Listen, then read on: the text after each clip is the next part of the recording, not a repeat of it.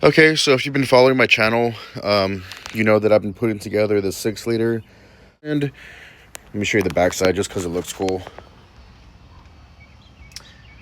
Oh yeah, and there's the truck that's going in back there. That '01 single cab. So yeah, this has been an exciting build for me. It's got fresh bearings. I gapped the rings for boost. Yeah, it's coming together, man. So okay, today I want to get the windage tray on the pickup tube, the oil pan, get the pan basically torqued down, and I'll be happy with that. And then my Type R, I just got this recently. Haven't really shown it too much on my channel. I got a freaking flat tire on this thing, back left corner. I'm sorry, back right. So I'm gonna probably just take the wheel off and take the wheel up to discount so they can swap the tire out for me. So I want to get that wheel off today, get it on a jack stand. And then last but not least, my 5.3 swap Lexus. This has been sitting for a while. I'm going to get a jump box on it, try and fire it off. And I'm going to try and get all the lights working, get it like street legal. Okay, well, this is my point of view so far. I got the windage tray on there with new hardware. I've got the pickup tube installed with the correct O-ring. Okay, I had to drag it on inside. We got some rain coming, but I do have I've got the pan on there and torqued down. So I'm just happy I was able to do that before the storm comes. Let's see. I do need to get the wheel off of the Type R though. I want to get that fixed. I don't like that car just sitting there, not being able to be driven.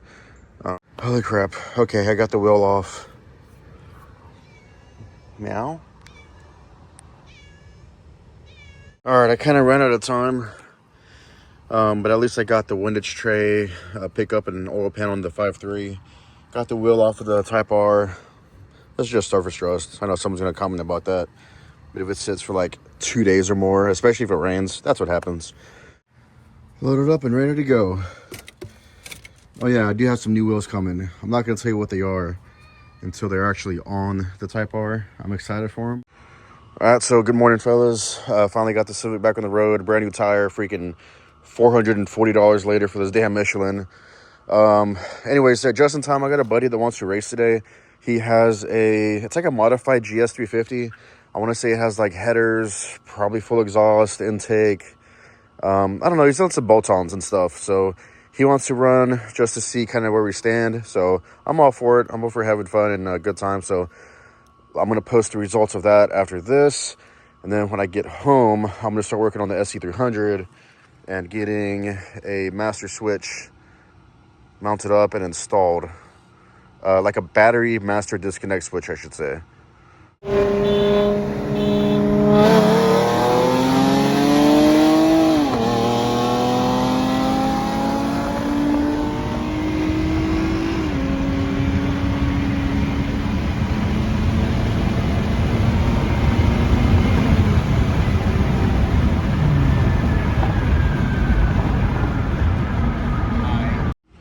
All right, it's getting kind of dark out, so light.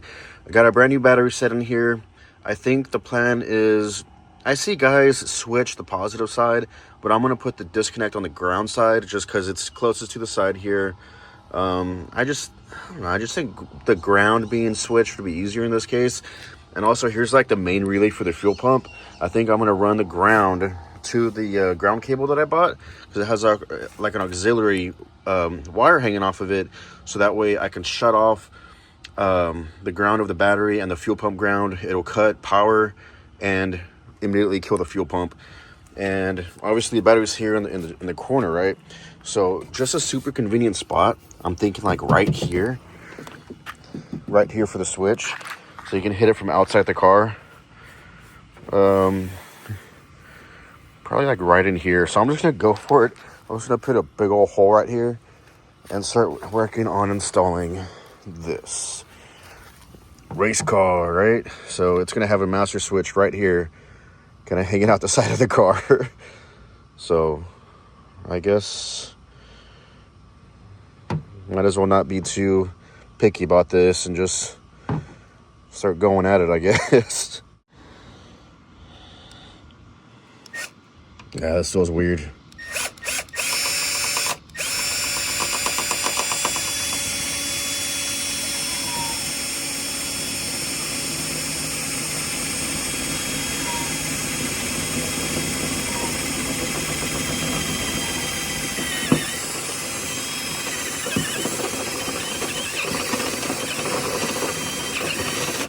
watch me put a hole in the battery.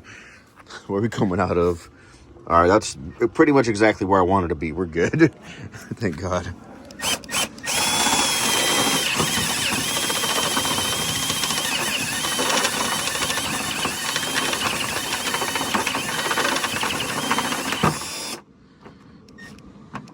Give it back.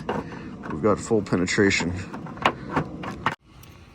Look, how freaking perfect is this? Jeez. It's terrible.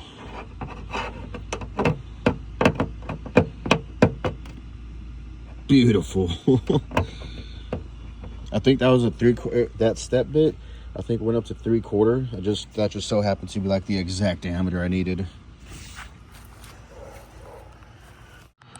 All right, so here we go. Obviously don't crank it down tight. You want to line up your emblem, and you got to line up your switch as well. So you got a little line there, right? So I'm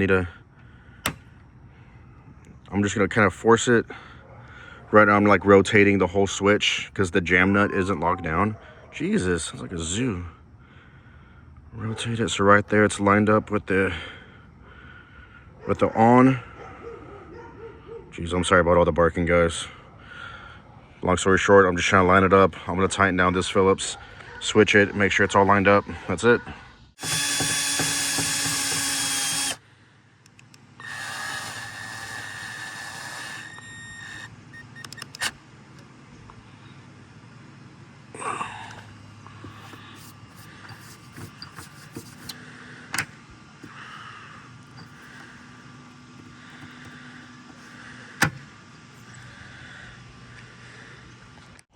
Okay, so here's our new battery ground strap. Here's an auxiliary coming off of it I was telling you about. This is what I'm going to run to the fuel pump so that when you hit the lever, it kills the battery and the fuel pump at the same time. All right, quick little test.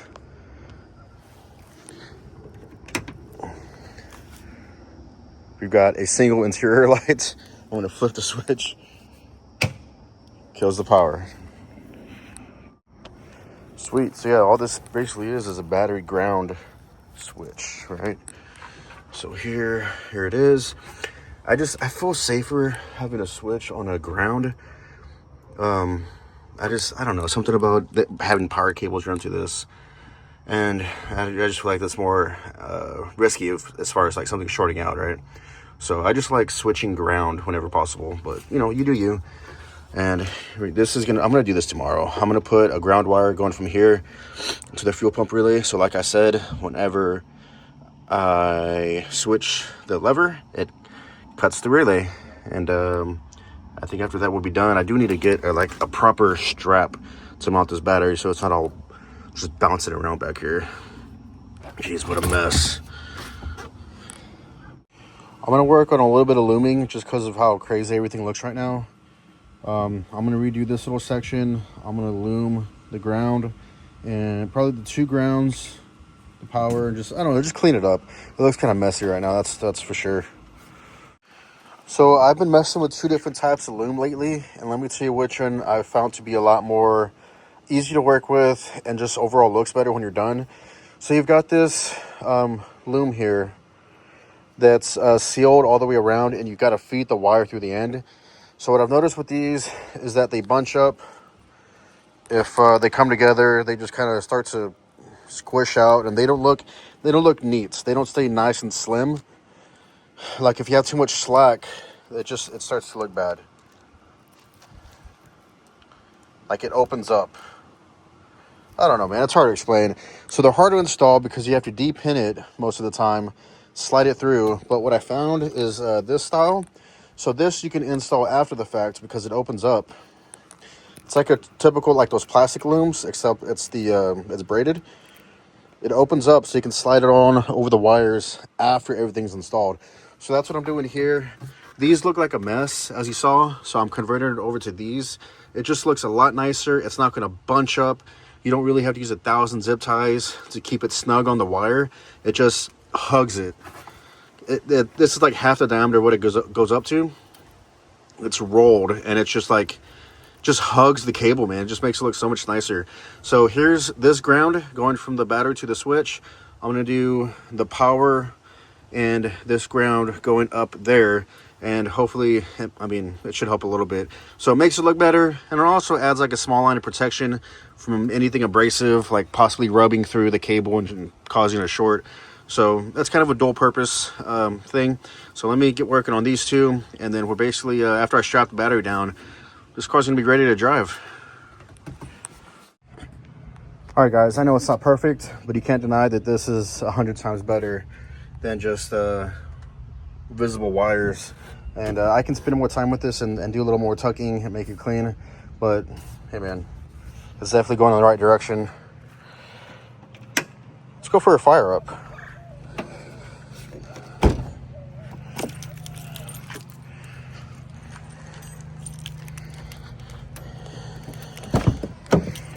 Yuck.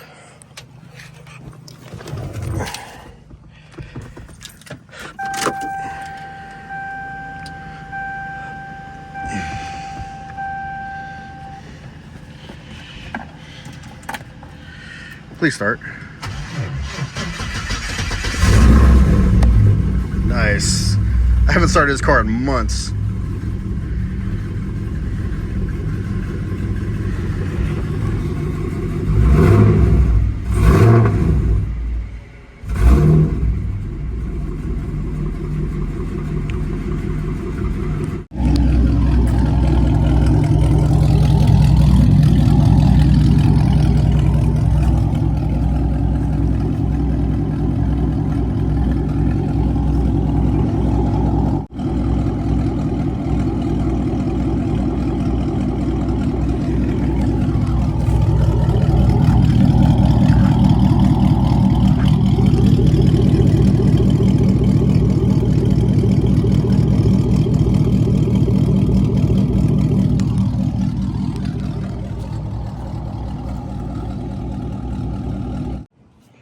All right, so I'm trying to see which light isn't working. Those are good. That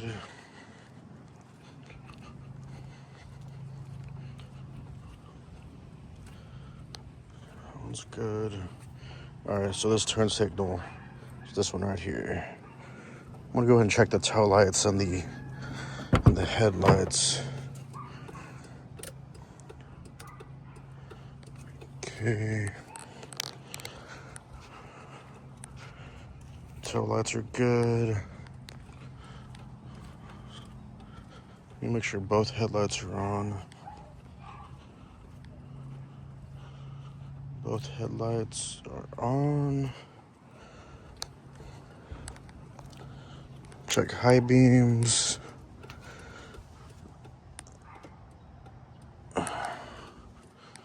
Looks like we might have one high beam. No, they're both on. I guess we're just pointing at the exact same spot, maybe. All right, cool. All right, I'm gonna turn off the tail lights and kind of hit the brake pedal just to see. Okay, stop. That's enough flashing. I'm gonna hit the brake. All right, we've got brake lights. We've got tail lights. Turn signals except for one. Headlights and high beams. So I need to take care of one turn signal, and we're ready to hit the road.